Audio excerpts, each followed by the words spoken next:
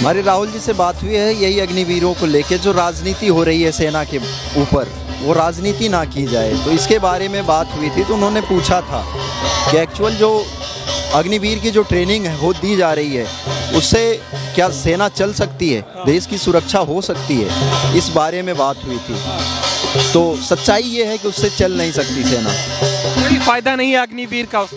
कोई फ़ायदा नहीं। फ़ायदा इसलिए नहीं कि अगर कोई ऐसा हो, कोई अधिकारी, कोई भी रक्षा मंत्री तक, मैं कहता हूँ लाइव टीवी पे डिबेट करें, बताएं क्या फ़ायदा है, अग्निवीर से क्या फ़ायदा है। आप नौकरी करते थे सेना में, आप अग्निवीरों के लिए नौकरी छोड़कर चले आए? केवल अग्निवीरों के लिए नहीं, देश की सुरक्षा के लिए, क्योंकि ये देश की सुरक्षा का मामला है और हम देश की सुरक्षा करने गए हैं। तो हम तो सुरक्षा कर रहे हैं, नौकरी थोड़ी छोड़ें, हम तो देश की सेवा कर रहे हैं। क्यों लगता है आपको अग्निवीर योजना देश की सुरक्षा के लिए खतरा है?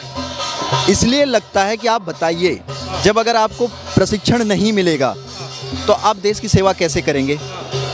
प्रशिक्षण जब तक आपको नहीं मिलेगा, आपको ट्रेनिंग नहीं मिलेगी, तो फिर सेना की ज़रूरत ही क्या है?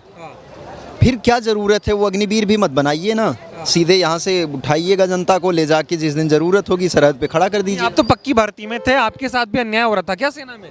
हर जवानों के साथ हो रहा है। जवानों को न्याय दिलाने के लिए कौन आगे आ रहा है? सब तो खाली राजनीतियाँ कर रहे हैं।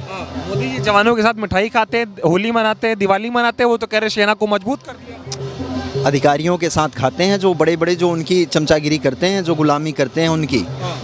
जवानों के साथ कभी तो हमारे साथ नहीं आए, कभी किसी जवानों के साथ तो नहीं आए, और इतने दिन से मैं लेके घूम रहा हूँ, उल्टा जो न्याय दिलाना चाहिए उल्टा वो और दबा रहे हैं। लेके घूम रहे, दिखाइए क्या है आपके हाथों में? ये तो दिखा दूंगा मैं ये लेके घूम रहा हूँ। जैसे मैं तमाम जो हमारे साथ ये अन्याय हुआ, जब मैं कह रहा हूँ कि जब मैं न्याय की गुहार के लिए, जब मैं 12 मार्च को 2023 को जब मैं त्याग पत्र दिया, तो इस चीज़ को छापने के लिए उस टाइम पे भी यही बोला गया कि सरकार की तरफ से मना है। ठीक है, मैंने कुछ भी नहीं कहा, लेकिन उस टाइम पे 14 तारीख को अखबार वालों ने ही, दैनिक जागरण, अमर उजाला, हिंदुस्तान ने कुछ चीज़ों को छापा कि सेना के जवान ने प्रताड़ना का आरोप लगाकर इस्तीफा दिया।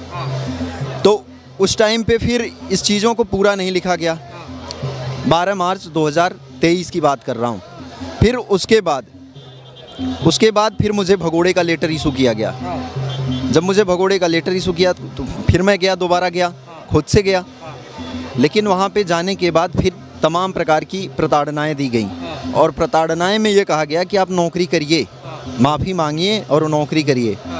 तो नौकरी मुझे नहीं करना, मैं तो देश की सेवा करने गया। देश की सेवा तो आप फौज से कर सकते थे ना? तो फौज से कैसे देश की सेवा? वही गुलामी करके। यही जो ये अन्याय हो रहा है देश की सेवा के साथ, उसको सह के ऐसे देश की सेवा की जाती है कि हम बस अपने स्वार्थ के लिए और इस सच्चाई को ना बताएं। बीजेपी कह रही है अग्निवीर योजना बहुत अच्छी योजना। तो मैं कह रहा हूँ, बात करें ना, लाइव टीवी पे डिबेट करें मुझसे, बताएं, जनता को पता तो चले कि क्या अग्निवीर से क्या अच्छाई है, क्या नुकसान है। सरकार के खिलाफ बगावत कर रहे हैं, खतरा नहीं है आपको? डर नहीं लगता है? डर, अगर सरहद का जवान ही डरने लगेगा तो फिर ये देश कैसे सुरक्षित रहेगा?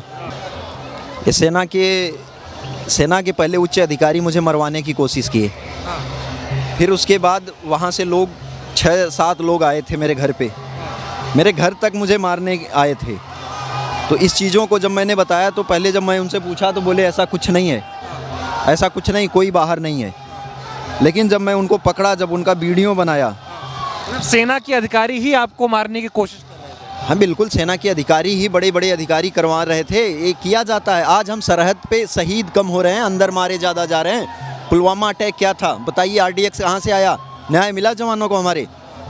मैं पूछना चाहता हूँ अपने। तो दिए सर्जिकल स्ट्राइक? अरे कहाँ किए, वही तो मैं पूछना चाहता हूँ कि क्या न्याय यहाँ से दिलाए? कहाँ से आया RDX? क्या न्याय दिलाया? वोट तो मांगा, देश से वोट मांगा था उन्होंने कि पुलवामा में शहीद हुए जवानों के ऊपर क्या वोट, पहला वोट मिलेगा क्या? वो कह रहे पाकिस्तान को घर में घुस के मार रहे हैं मोदी जी। अच्छा ये बताओ, मोदी जी मार रहे हैं या देश पे सरहद पे खड़ा हुआ जवान मार रहा है? मैं आपसे पूछना चाहता हूँ, आप बताओ मुझे। जवान मारता है, लेकिन वो टीवी पे बोलते सब कुछ मैं करवा रहा हूँ, मेरी वजह से हो रहा है। पहले सेना मैं वही तो आपसे पूछ रहा हूँ कि सच्चा चौकीदार कौन है? सच्चा चौकीदार सरहद पे खड़ा हुआ जवान है या दिल्ली में बैठे हुए मोदी जी हैं? मैं आपसे पूछ रहा हूँ। मोदी जी भी सेना को अपनी तरीके से इस्तेमाल कर रहे हैं, आपको लगता है? बिल्कुल, सेना पे ही तो सारी राजनीति तो सेना पे ही हो रही है। प्राइवेट आर्मी बना लिया, जो मन करे वो करो। बिल्कुल, तो इसलिए मैं कह रहा हूँ कि इस पे राजनीति ना किया जाए, इसे न्याय के तौर से इस पे न्याय दिलाया जाए। देश खतरे में है। बिल्कुल देश खतरे में, अब ये हम नहीं कहेंगे कि देश खतरे में है, लेकिन अगर इस तरीके से चलाया जाएगा तो पक्का देश के ऊपर तो खतरा मंडराएगा, जो बचाने वाले ही नहीं रहेंगे तो। सेना बपौती हो गई मोदी की। वही तो मैं आपको पहले ही बोला कि ये सेना किसी के बाप की बपौती नहीं है। सेना इस देश के हर एक जवान की, हर एक इंसान की, हर एक आदमी की है, हर एक युवा की है। नमस्कार, दुनिया दी बेहतरीन cath lab white medical college and hospital Bungal से एस्टैब्लिश हो गई है। सीधा वाइट मेडिकल कॉलेज आओ, इलाज कराओ, सलाह रिया तोड़ा अपराध तोड़े दुख से हाजिर है। धन्यवाद।